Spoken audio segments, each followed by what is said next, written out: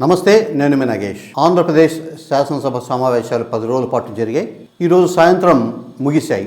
YSR Congress party అయితే శాసనసభ సమావేశాలను బహిష్కరించింది. ఈ 10 రోజుల్లో గత ప్రభుత్వం మీద చేసిన ఆరోపణలు, గత ప్రభుత్వం చేసిన అప్పులు, గత ప్రభుత్వం చేసిన ఇతరత్రా కార్యక్రమాలు, తాము చేయబోతున్న కార్యక్రమాల గురించి చర్చించుకోవడము, విమర్శించుకోవడం ఇవన్నీ జరిగాయి. ఇవన్నీ ఓకే. అయితే ఈ శాసనసభ సమావేశాల వేదికగా రాష్ట్ర ప్రభుత్వం రాయలసీమ వాసుల గొంతు కోసింది.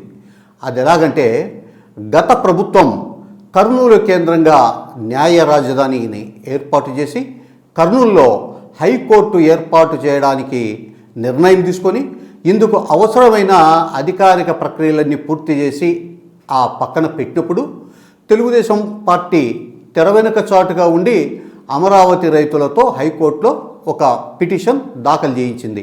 అంటే ఇక్కడ మొత్తం రాష్ట్ర రాజధానిని ఇక్కడ నిర్మిస్తామని మా దగ్గర ల్యాండ్ పూలింగ్లో రైతుల నుంచి ప్రభుత్వం భూములు తీసుకుంది. ఇప్పుడు హైకోర్టును కర్నూలులో ఏర్పాటు చేస్తే మాకు అన్యాయం జరుగుతుంది, మేము అంగీకరించము అని చెప్పేసి ఒక న్యాయ వివాదానికి తెరదీసింది. సో ఈ న్యాయ వివాదం హైకోర్టులో నలుగుతుండగానే వైఎస్ఆర్ కాంగ్రెస్ పార్టీ ప్రభుత్వం ఏం చేసిందంటే, కర్నూలులోని జగన్నాథ గట్టు ప్రాంతంలో హైకోర్టును ఏర్పాటు చేయడానికి మా ప్రభుత్వం కట్టుబడి ఉంది. ఇందుకు సంబంధించి ఎదురైన న్యాయ వివాదాలన్నింటినీ కూడా మేము అధిగమించి కర్నూలులో న్యాయ రాజధానిని ఏర్పాటు చేసి తీరుతాము అని చెప్పేసి ప్రకటించింది. ఓకే. ఈలోపు ఎన్నికలు రావడం, వైఎస్ఆర్ కాంగ్రెస్ పార్టీ ప్రభుత్వం దిగిపోవడం, కూటమి ప్రభుత్వం అధికారంలోకి రావడం జరిగాయి. ఈ కూటమి ప్రభుత్వానికి రాయలసీమకే చెందిన కుప్పం శాసనసభ్యులు నారా చంద్రబాబు నాయుడు ముఖ్యమంత్రిగా ప్రాతినిధ్యం వహిస్తున్నారు. అలాగే రాయలసీమ నుంచే ఉమ్మడి అనంతపురం జిల్లా నుంచి ఆర్థిక శాఖ మంత్రిగా పయ్యావుల కేశవ్ గారు ప్రాతినిధ్యం వహిస్తున్నారు. అలాగే కీలకమైన న్యాయ మంత్రిత్వ శాఖకు నంద్యాలకు చెందిన శాసనసభ్యుడు ఫరూక్ గారు ప్రాతినిధ్యం వహిస్తున్నారు.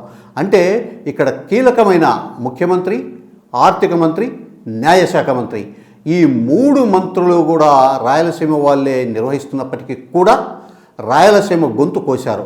న్యాయశాఖ మంత్రి ఫరూక్ ద్వారానే బిల్లును ప్రతిపాదింపజేసి శాసనసభ ఓకే చేసింది. అంటే ఇక కర్నూలులో హైకోర్టు ఏర్పాటు అనే ఒక కలకు రాష్ట్ర ప్రభుత్వం, ముఖ్యంగా రాయలసీమకు చెందిన ముఖ్యమంత్రి నారా చంద్రబాబు నాయుడు గారు, అలాగే నంద్యాలకు చెందిన న్యాయశాఖ మంత్రి ఫరూక్ గారు, వీళ్ళు ఇద్దరు కలిసి శాశ్వతంగా సమాధి కట్టారు.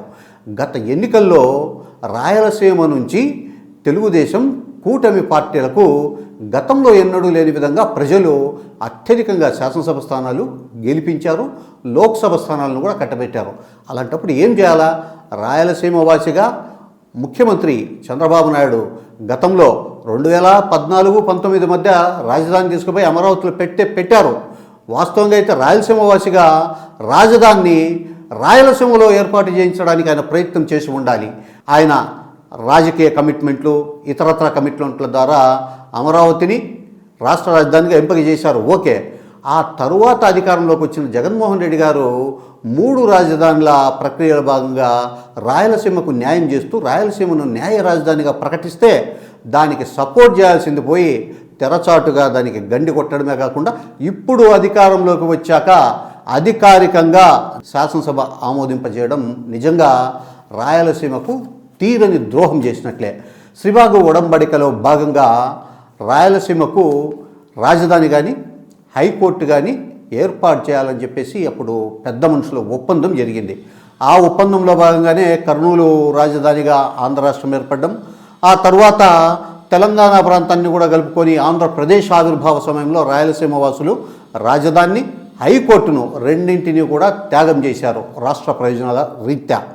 2014కు ముందు ప్రత్యేక తెలంగాణ ఉద్యమం జరిగిన సమయంలో, రాష్ట్రం విడిపోయిన సమయంలో రాయలసీమ వాసులు కర్నూలులో మళ్ళీ హైకోర్టు ఏర్పాటు చేయాలని చెప్పేసి గట్టిగా డిమాండ్ చేశారు. దీనికి సంబంధించి ఆందోళన కార్యక్రమాలు కూడా జరిగాయి. ఆ తర్వాత అధికారంలోకి వచ్చిన చంద్రబాబు నాయుడు గారు 2014 నుంచి 19 వరకు ఈ అంశాన్ని పట్టించుకోలేదు. అమరావతిలోనే హైకోర్టు కడతామన్నారు, హైకోర్టు తాత్కాలిక భవనాలు కట్టారు, హైకోర్టు రన్ అయ్యింది.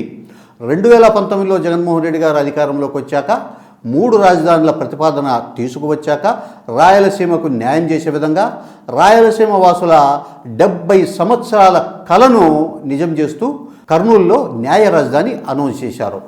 ఈ న్యాయ రాజధానికి సంబంధించి తెలుగుదేశం పార్టీ తెర వెనుక నుంచి న్యాయ వివాదాలు సృష్టించడంతో ఇక ఇతరత్ర న్యాయ విభాగానికి చెందిన లోకాయుక్త, మానవ హక్కుల కమిషన్, వక్ఫ్ ట్రిబ్యునల్, సిబిఐ కోర్టు వీటన్నింటినీ కూడా కర్నూలులో ఏర్పాటు చేశారు. అలాగే ఏపీఈఆర్సీకి కూడా శాశ్వత భవనాలను నిర్మించారు. దీంతో పాటు అదే జగన్నాథ గట్టు వద్ద 100 ఎకరాల్లో నేషనల్ లా యూనివర్సిటీ ఏర్పాటుకు జగన్మోహన్ రెడ్డి గారు శంకుస్థాపన చేశారు. 1000 కోట్ల రూపాయల నిధులు కూడా మంజూరు చేశారు. ఒకే రాష్ట్రంలో 2 న్యాయ యూనివర్సిటీలు రావడం అనేది ఇంతవరకు దేశ చరిత్రలోనే లేదు. అలాంటిది రాయలసీమకు న్యాయం చేయాలనే ఉద్దేశంతో ఆంధ్రప్రదేశ్లో 2వ న్యాయ యూనివర్సిటీని అంటే నేషనల్ లా యూనివర్సిటీని కర్నూలుకు తీసుకొని వచ్చారు. ఇంతవరకు బాగానే ఉంది.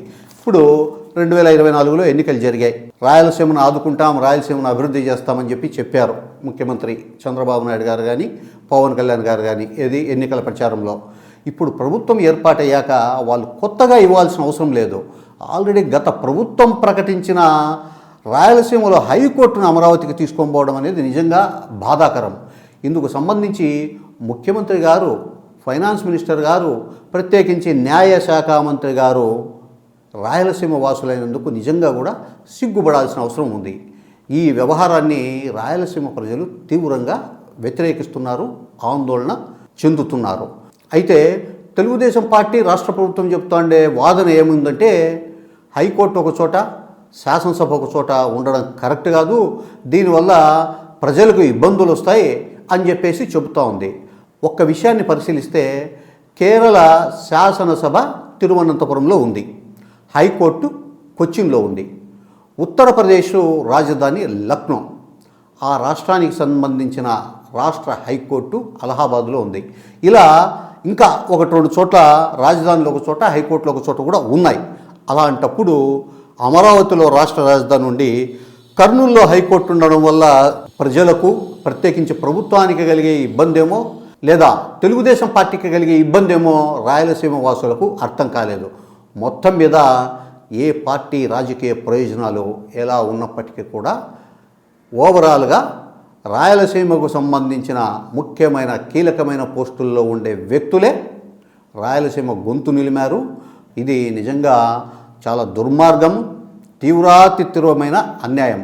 75 సంవత్సరాల వయసున్న ఫరూక్ గారు ఇక రాజకీయంలో ఇంతకు మించి పెద్ద పదవిని అనుభవించే అవకాశం అయితే దాదాపు ఉండదు.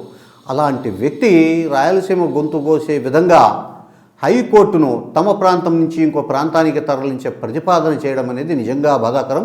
దీన్ని ఆయన నిజంగా రాయలసీమ అభివృద్ధి కోరేవారైతే, ఈ ప్రాంత ప్రజల మేలు కోరేవారైతే కన్నా తీవ్రంగా వ్యతిరేకించి ఉండాలి.